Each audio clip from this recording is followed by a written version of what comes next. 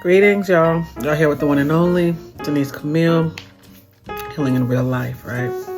Y'all here with episode 8. It has been interesting these last couple weeks for this 12-week series of Healing Real Life.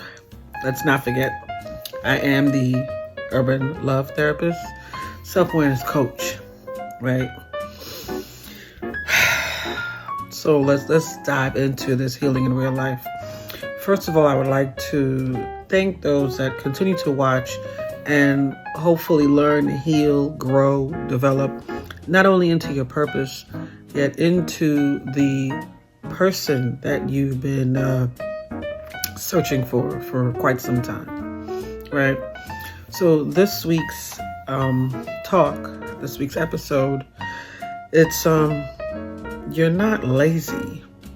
You're just dysregulated. Say you're not lazy. You're just dysregulated. And with that, it's sometimes you think that, oh, I wish I had the energy to get up and go do and go be here and be there and do all that stuff. And all that stuff sounds great. But then you realize I'm overstimulated. This world is full of distractions and things that take you away from self. So there's so many things to do. No, I'm not saying don't do anything, because I'm sure being outside amongst other people, you never know what you might find, right? Or what's looking for you. Everything is organic in this world. However, recognizing that you don't have to do it all. Because at some point, your body's going to make sure, we're not doing all of this. It is time for rest, right? It is time to turn the lights off. It is time to turn the TV, the distractions, the radio, the social media, turning it off and allowing you to just sit and be still. Again, it's not laziness. It's finding quality time for self. Because if you don't find quality time for yourself, who will, So just be mindful before you call yourself lazy. Ask yourself, am I overstimulated? Am I handling the things that I need to handle? Now that's the difference between lazy and taking time to rest, right? Lazy is not paying your bills, just laying in bed. That may be just a form of depression you might want to assess, right? Lazy is not making sure that the house is clean. You've taken a shower. You've cleaned up. You've been able to maneuver around your house or your living quarters, so that way you can breathe, right? When your room and your environment is clean, your mind is clearer. You can think clearer, right? So it's recognizing that you're probably overstimulated. And I talked about that in the last episode, where finding ways to delegate certain things and getting things done, yet recognizing that it's not the same. Overstimulated or dysregulated, it's recognizing that your brain is not wired the way it needs to be, where you know something is not right, yet you don't know how to check in with it. So that will take taking time to sit with yourself. Finding time in 24 hours of the day. Some people are always, I remember when I used to live in New York, the trains, sitting on the train. You don't always have something in your ear. Back then, we didn't even have that. We had time to sit with ourselves. Even now, you don't always need to be overstimulated with something in your ear, something in your eye portal, something in your ear portal. These gates, right? These are gates that open up the windows, open up to different portals at times. So finding time for self, right? Finding time in the stillness of the day to sit with yourself and recognize this isn't being lazy. This is just regulating my nervous system again. Because without it, I'm off. As a human being, you should be able to adapt and understand how your body is regulated. What works for you, what doesn't work for you. What affects your skin, what doesn't affect your skin.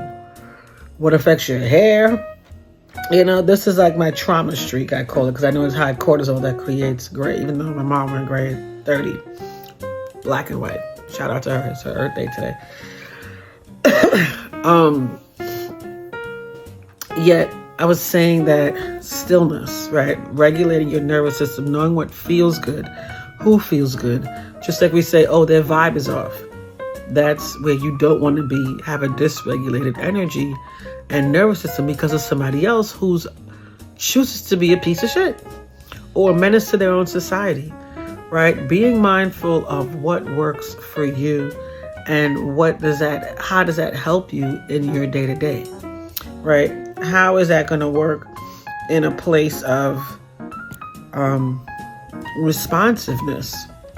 How do you respond to yourself when things are going on? Do you sit in it? Do you not do anything? And I talk about this in my book, Urban Life with Love, 5 Languages We Speak, ways to handle dysregulated nervous systems, opposed to what it looks like to be regulated, right? And it's mainly the focus of having to know what is for you and what isn't. Having to know, how do I get up and do and recognize that it's okay to not do, recognizing that those things in our life that we're always doing sometimes don't need to be done all the way through, right? Checking in with your body, checking in with your mind and your heart. Most times, again, we overdo so much. When we don't do, we think we're lazy. We overdo, we overgive, where we don't even know what to do when we receive. And that's scary, where we're doing so much, we feel guilty for resting. That's a big one. Why are we feeling guilty for resting? The body needs rest. Just like a toddler needs a nap, adults need naps. There was a point in time when I worked with toddlers in the healthcare, and I realized at that point, I'm like, I don't even like toddlers. Yet I realized I was saying I didn't like them because I realized adults want to be like toddlers. I wanted to be like a toddler. And I say that, let me, for those that don't listen but hear, toddlers take naps, right? At that point, I wasn't taking naps yet. I learned quickly. Take a nap. In my 30s, I was taking naps, right? Toddlers wear what they want to wear, right? I wear what I want to wear. It looks cute. It looks, chic. I am a naturalista. Toddlers say what they want to say to those that they're going to give their honest opinion. And for me, being a Sag, is coming. Whether you like it or not, the truth, it hurts, but it sets you free. I'm all about freedom, right? So it's a matter of recognizing with the body, what is it? Is it love? Are we moving out of laziness or out of love? Come on, somebody. And then recognizing what the dysregulated functions created from how they maneuver through our life. A lot of times we have dysregulated functions in our body because of trauma. We move based off of trauma. We don't realize our memories are blocked because of trauma. Our decisions are based because of trauma and fear, right? We have to be able to figure out, to sit with ourselves and say, what is it that I need to deal with, right? Why am I productive in this element of life and I'm not productive in this element of life?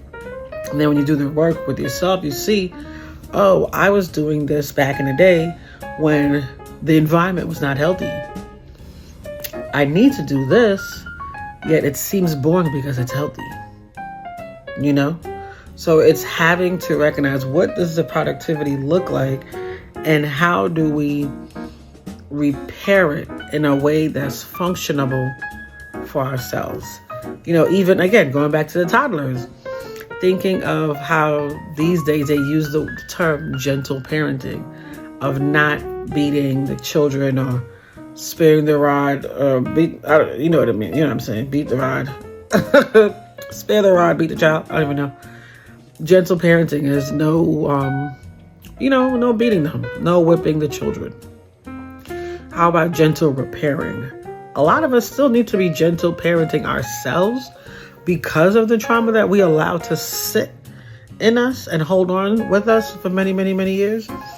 Having boundaries, it's not just the, oh, I'm zen. It's no, really doing the work. Doing the work of what needs to be done to figure out how to repair these dysregulated functions and be okay with resting, not thinking, oh, I'm lazy, oh, I'm procrastinating, oh, I'm guilty of doing nothing. Resting. The body's just resting.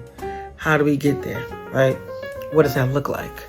Figuring that out. How do you figure out that I am, the imperfections of me make me perfect? I'm not lazy. I'm loving, right? Appreciating yourself for who you are when no one is looking, right? Having that innovation to create in the moments when you have the energy to create. Re-regulating that, gentle repairing those parts of yourself that trauma was sitting with for a long time.